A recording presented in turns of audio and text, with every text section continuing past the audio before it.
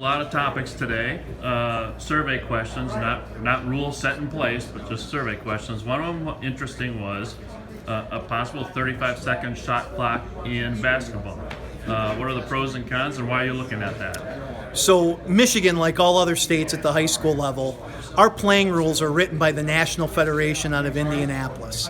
One of the things that the Federation approved is that use of a shot clock is now going to be on a state-by-state basis next school year, the 22-23 school year. So we're in the process right now of finding out what our community wants us to do with the shot clock. The Basketball Coaches Association, we're currently surveying basketball coaches. Here at the update meeting, we're surveying administrators, and we just want to know, is there support for Michigan adopting a 35-second shot clock in boys and girls basketball? If there's support for that, should it be at the varsity level only or all levels? You know, some of the challenges certainly would be buying the clock units themselves and then having qualified and available personnel to be able to do that. So those are certainly some of the concerns that come up, but at the end of the day, we want this decision to be made by our community, by our basketball coaches, by our administrators. That's why we're asking the question right now through the survey process, and decision will be made here later on in the winter or early spring. Sticking with basketball, there's also a survey question about, and it seems to be tugging at different ends of the rope, but adding basketball games while also maybe shortening the schedule. Why are you looking into that, and why would that be doable? Basketball has always been the longest MHSAA sport in terms of weeks in the calendar. That has always been the concern. Starting practice in November, the season not ending until the end of March, basketball has just been a very long season.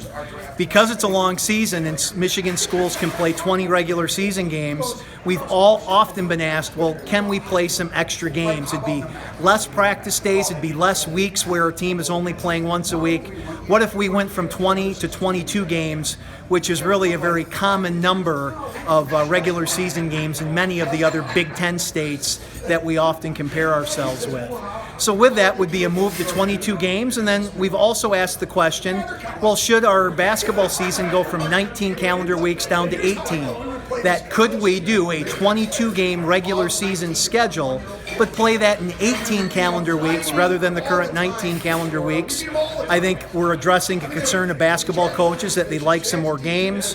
We're addressing a concern of administrators and others that the season needs to be shorter on the calendar. We'll see what kind of feedback we get, and maybe we'll have a solution that will address the concerns of both groups.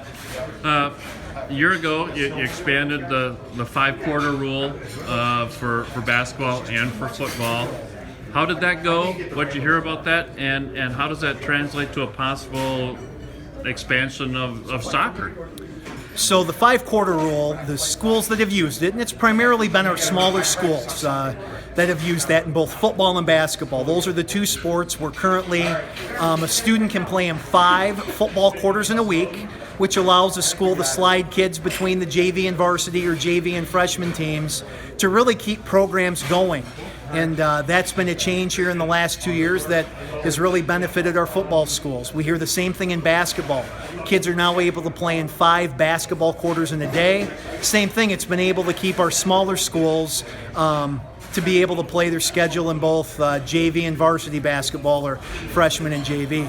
With some of the positive feedback we're hearing from other sports, whether it's volleyball or soccer, that could there be a way to giving some more flexibility to those sports to make sure that not only varsity programs are healthy and solid, but also helps our sub-varsity in terms of numbers, because really coming out of COVID, the number of participants and students participating on teams, it's a concern in many parts of our state right now, so we're just really trying to be as flexible as possible in terms of giving schools some options.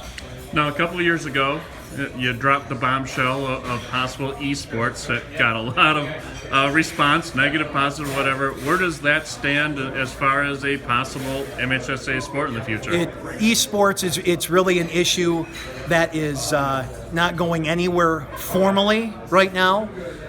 It's just one of our survey questions this year was just to check back in with schools on their thoughts of esports. Our Principals Association, MHSAA, is currently doing some programming with our schools when it comes to esports. We know we've got some schools that are participating, and it's been a good experience. After the 18 months of COVID, during the lockdown and shutdown, about the only activity that could have been done is an esports type experience. So we simply thought that, 18 months into the pandemic, now would at least be the time to just ask the question again, just to take the temperature of the membership.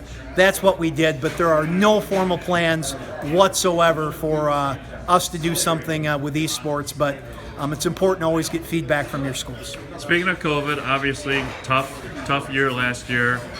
Were there, I don't want to say positives coming out of it, but did you learn things that maybe you continue to keep doing and maybe it accelerated things that you wanted to do anyway? So during COVID, we really kept a list of things that we had to do because of COVID, because of the restrictions and things in place. We kept that list and we revisited that to see, well, is there anything here that was actually a better way of doing business than what it was prior to that? Digital tickets is one. There's an awful lot of people that love being able to buy a ticket electronically using their smartphone, not having to have cash, or schools not having to have cash at the gate. Digital tickets is something that we're going to continue to look at here during the pandemic. Just the way we organized some of our tournaments last year because of the pandemic. Smaller groups of schools with all-day tournaments in volleyball and wrestling, and sometimes more isn't the best thing, that sometimes less really is more.